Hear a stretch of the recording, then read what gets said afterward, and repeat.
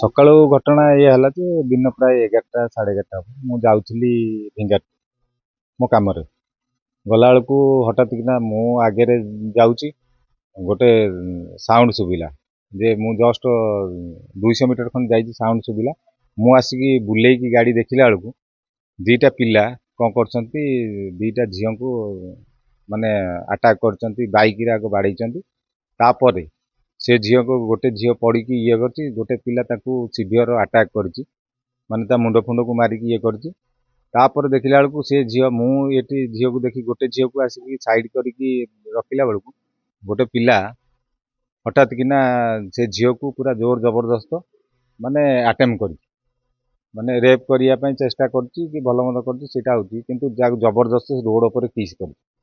ମୁଁ ଯେତେବେଳେ ପଚାରିଲି ଇଏ କିଏ, ନା ଆମେ ଚିହ୍ନିନୁ ଜାଣିନୁ। ତାପରେ ସେ ଖସି ଯିବାକୁ ଚେଷ୍ଟା କରିଥିଲେ, ମୁଁ ତାଙ୍କ ବାଇକ୍ର ଚାବିଟା ରଖିଦେଲି। ରଖିଲା ପରେ ବାଇକ୍ ଯିଏ ଚଲାଉଥିଲା ସିଏ ରହିଲା। ତାପରେ ସିଏ ଯେଉଁ ପିଲାଟା ଆଟେମ୍ପ କରିଥିଲା ସବୁ ଏସବୁ ଅସଭ୍ୟ କାମ କରିବା ପାଇଁ, ସିଏ ସେଠି ଯେଉଁ ବ୍ୟାରିକେଡ୍ ଡେଇଁକି ସିଏ ସେ ଗହିର ଆଡ଼ିକି ପଳେଇଲା। ତାପରେ ପବ୍ଲିକ ସେଠି ଗଦା ହେଇଗଲେ। ଗଦା ହେଇଗଲା ପରେ ଲୋକମାନେ ପଚାରିଲେ କ'ଣ ହେଲା, ମୁଁ କହିଲି ଭାଇ ଏଇଭଳିଆ ଘଟଣା। ସେଇଠୁ ତାପରେ ଯାଇକି ତାକୁ ଯେଉଁ ଖୋଜାଖୋଜି କରିକି ଇଏ ହେଲା ବେଳକୁ ସେମାନଙ୍କୁ ବି ସେ ପିଲା ନାଲି ଆଖି ଦେଖେଇଲା, ସବୁ କରିକି ସେ ପିଲା ସେ ପବ୍ଲିକ ଯିଏ ଦେଖିଲେ ଭୁଲ କରିଛି, ତାକୁ ମାଡ଼ ଦେଇଛନ୍ତି, କ'ଣ କରୁଛନ୍ତି ସେ ସବୁ ଅଲଗା କଥା। କିନ୍ତୁ ଆମ ଝିଅ ଯେହେତୁ, ମୁଁ ବି ଆମ୍ବୁଲାନ୍ସକୁ ଫୋନ୍ କରିଥିଲି, 108କୁ ଫୋନ୍ କରିଥିଲି, ସେ କହିଲେ ଆମେ 14 କିଲୋମିଟର ବାଟରେ ଅଛୁ। ନେକ୍ସଟ ବାଧ୍ୟ ହେଇକି ଆମେ ସେଠି ଗାଡ଼ି ଅଟକାଅଟି କରିକି କେହି ସାହାଯ୍ୟ କଲେନି। ସେଇଠୁ ପର୍ସନାଲ ଗାଡ଼ି ଜଣ କରିଥିଲେ, ଆମେ ଡାକିକି ତାକୁ ହାଇଟେକ୍ ବି ପଠେଇଥିଲୁ।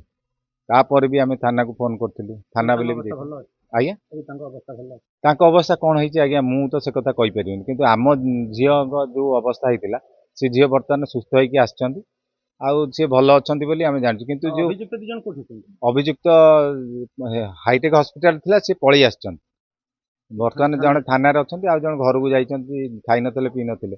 କିନ୍ତୁ ଏଇଭଳି ଯେଉଁ ରୋଡ ରାସ୍ତାରେ ଯେମିତି ହେଉଛି ଘଟଣା, ଆଉ ଆମେ କ'ଣ କରିବୁ, ପବ୍ଲିକ ତ କିଛି କରିପାରିବୁନୁ ନା। ତେଣୁକରି ଆହାର କେମିତି ନ୍ୟାୟ ମିଳିବ ସେଇଟା ହେଉଛି ଆମର ଦାବି। ତେଣୁ ମୁଁ ପ୍ରତ୍ୟକ୍ଷଦର୍ଶୀ ହିସାବରେ ଦେଖିଛି, ସେ ସମ୍ପୂର୍ଣ୍ଣ ହେଉଛି ସେ ପିଲା ଦୁଇଟା ଯିଏ ଥିଲେ ଗାଡ଼ି ନେଇକି ଆସୁଥିଲେ, ଖସି ଯିବାକୁ ଚେଷ୍ଟା କରୁଥିଲେ।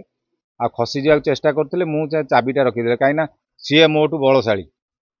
ମୁଁ ତାଙ୍କ ଆଗରେ ନିଶ୍ଚୟ ଦୃଢ଼ କାର୍ଯ୍ୟାନୁଷ୍ଠାନ ଦରକାର। ଆଜି ଆମ ପିଲା ଉପରେ ହେଇଛି, କାଲି ଆଉ କାହା ଉପରେ ହବ, ସେଗୁଡ଼ା ସବୁ ଦରକାର।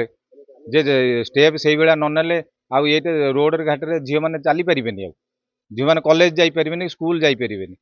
ये तो attempt to rape and murder case एटा आम प्रत्यक्षदर्शी देखी से झील को पूरा एमती कुंडे माने धरिकी लिप किस करुच्ची सी पिला से पिला पुणी जनाऊँ कहूँ मु चाकरी कर थाना मोर जिम अच्छी ये अच्छी सबू माने बलशाली देखा सी एफआईआर हाँ कहया पर भी एफआईआर देइचंती से माने जहाँ एफआईआर देवे सार जहाँ रिपोर्ट देवे सेटा होची कथा।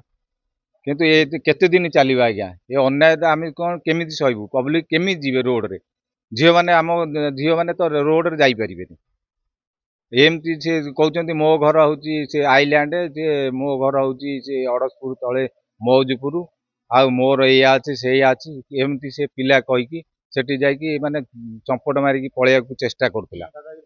दादागिरी बहुत देखी पुलिस माने आम भी थाना अधिकारी की फोन करूँ से भी जाते देखी तार कौ भाया प्रादुर्भाव से होता समस्त जानते। तेणुक केमी न्याय मिल केमी रोड घाटे आम झील मैंने सुरक्षित जी से दाबी आज्ञा।